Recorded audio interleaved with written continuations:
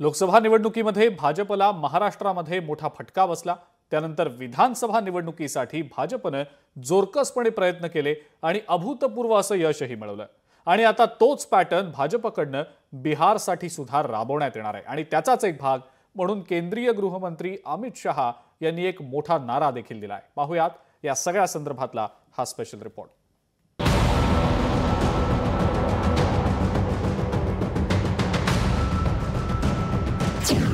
भाजपचा बिहारमध्ये महाराष्ट्र पॅटर्न।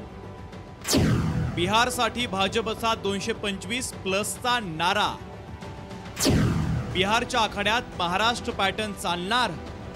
महाराष्ट्र विधानसभेतील रेकॉर्ड ब्रेक विजयानंतर भाजपने आपला मोर्चा आता बिहार विधानसभा निवडणुकीकडे वळवलाय।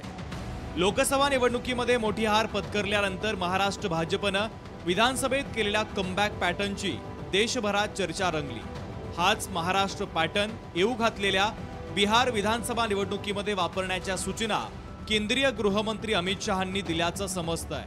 तसंच बिहार एनडीए मधील भाजप आणि घटक पक्षांना 225 पेक्षा अधिक जागा जिंकण्याचं उद्दिष्ट देखील दिलंय। माननीय अमित भाईंनीच आम्हाला कसा महाराष्ट्र पॅटर्न असावा असं 21 मुद्द्यावर आमचे वर्ग घेतले होते। काय काम संघटनेने केलं पाहिजे, काय काम सरकारने केलं पाहिजे यावर आम्हाला त्यांनी मूलमंत्र दिला होता।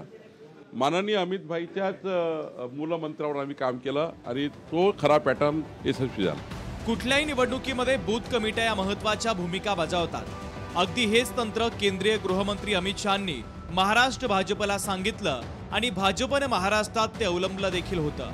या पॅटर्नमध्ये केंद्र आणि राज्य शासनाच्या योजना मतदारांपर्यंत पोहोचवत लाभार्थ्यांची मतं भाजपकडे वळवण्याचा प्रयत्न असेल। निश्चितपणे हे चांगलं मॉडेल आहे, ते बिहारमध्ये यूज होत असेल तर चांगलंच आहे। पण बिहार एक असं राज्य आहे की ज्यांचं स्वतःचं एक मॉडेल आहे। शेवटी बिहार ही राजकारणाची पाठशाळा आहे, त्याच्यामुळे त्यांचं स्वतःचं मॉडेल ते वापरतील। आमच्याकडनं काही हवं असेल तर आम्ही देऊ। महाराष्ट्रात भाजपनं 200 पेक्षा अधिक जागा जिंकण्याचं ध्येय ठेवलं होतं। त्यानुसार महाराष्ट्रामध्ये 21% अधिक बूथवर अधिकची मतं मिळवण्यात भाजपला यश आलं होतं। परिणामी भाजपचे प्रदेश अध्यक्ष चंद्रशेखर बावनकुळे आणि मुख्यमंत्री देवेंद्र फडणवीस हे येत्या बिहार निवडणुकीत मार्गदर्शन करताना दिसले तर नवल वाटायला नको। मात्र हा महाराष्ट्र पॅटर्न बिहारच्या पाठशाळेत कितपत यशस्वी ठरणार हे बिहारमधील मतदारच ठरवणार आहे। चेतन नावरे, लोकशाही मराठी।